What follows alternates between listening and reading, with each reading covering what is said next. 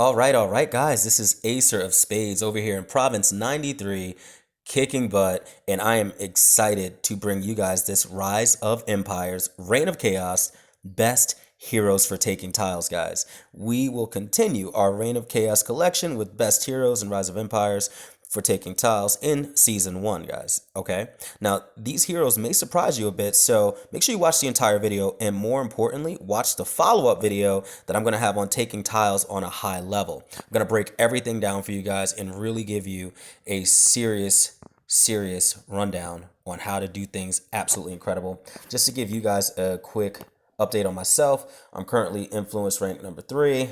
I'm taking a lot of tiles. We had to drop some of our tiles so that we can take back tiles, etc. But you guys get it. We're doing pretty good. Now, with that being said, the best heroes to use have very specific criteria.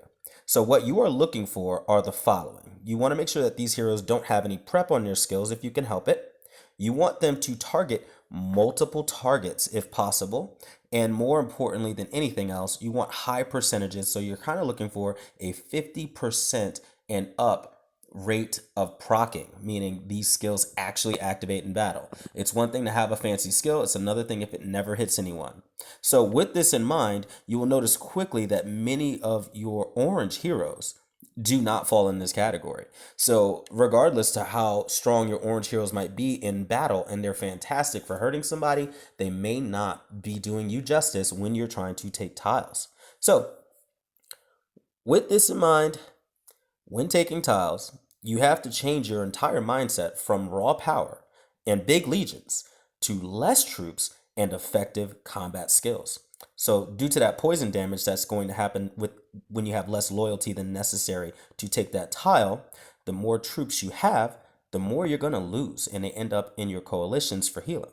So in the follow-up video, I will completely break down every single part of that for everyone.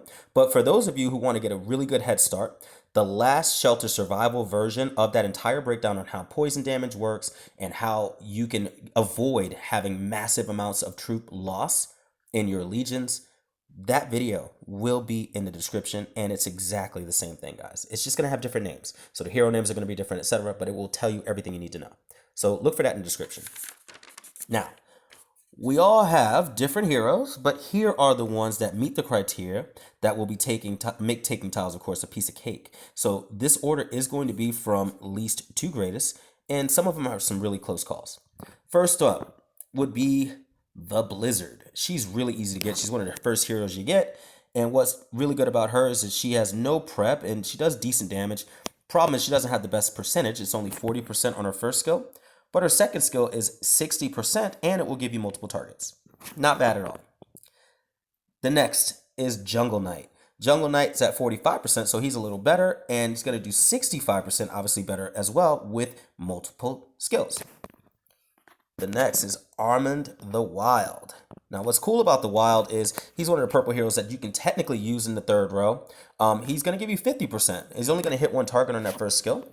But with the 40%, even though it's less, he's going to hit multiple squads, and he's going to do it with a range of 4. So if you don't have any really good rear heroes, he can be a good supplement, and early on, I actually used him. Now, we're getting closer to our top list, guys. The Swift. He is the area cleansing hero. I have an excellent area cleansing, so if you are entirely new to Reign of Chaos, or excuse me, Rise of Empires for that matter, and you've not finished your area cleansing, that'll be in the description as well. But what's great about the Swift is he's giving you a whopping 70% proc rate with decent damage as well on the first turn. He'll do that the third and the fifth turn as well. More importantly, he's going to give you another 50% on that second skill, making him a little better than the ones previously mentioned. Now we get to our first orange hero. We're going to go into Dual Blades. I currently still use her, and what makes her a little better than the Swift, even though her percentages are lower, is that she is going to give you a lot more power, and since you've had her longer in most cases, she's one of the first heroes you get, she's going to make it happen. Now, she does have a prep in her second skill, but it is 50%. It's going to give you a lot more power than the other heroes mentioned, and you probably have her awakened and stuff too. That makes a big difference, guys. Beating her out as a purple hero is my boy, the Flame Mace. Flame Mace is basically the best purple hero for taking tiles. He fits every criteria to the T. He is going to give you 65%, a huge high percentage on the first turn. And then immediately on the second turn, he's going to do 60%.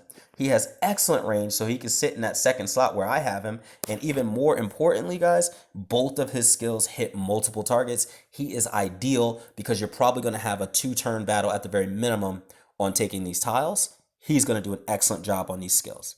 Now, finally, guys, the absolute best hero that you can use for Season 1, Reign of Chaos, has a perfect balance of power, skills, and what's even better is he's a rear hero, so it really rounds out your Legion. And obviously I have him in mind. His name is Hurricane. Now, what's cool about Hurricane is that he's going to get you the hugest range pretty much in the game. And even if you don't have him fully unlocked like I don't, and even though he's at 40%, he's going to give you excellent power, and he's going to hit multiple squads. Then his hail is also going to hit multiple squads like Flame Mace, but he's going to do it at a whopping 80% second skill. I mean, it's almost a guarantee hit almost every turn. So he is an absolute must when you're dealing with Reign of Chaos and taking tiles, guys. So obviously, I run my Legion very specifically in this exact order with Dual Blades first, Flame Mace second, and Hurricane third. Dual Mace first because the first line always gets hit the most. And that being said, you want your troops to take less damage. The more powerful your hero is in the first slot, the less damage that overall row will take. So you can certainly mix and match this, guys, based on that entire list, because you're going to have different heroes with different techniques. So you're going to base that on what range they have, of course, the unlocked skills that you currently have for them, and of course, the availability. Use this, guys, and the follow-up videos as your guide to success. Drop any comments or questions in the comment section below. And don't forget, like and subscribe, guys. Tripaholics Gaming, we are going to absolutely crush it for you guys and bring you the best information. I cannot wait to show you what I have coming up for Reign of Chaos, but I got to cater to my Last Shelter fans too. Anyway, guys, this is another one from Ace of Spades. And as you know, I'm signing out.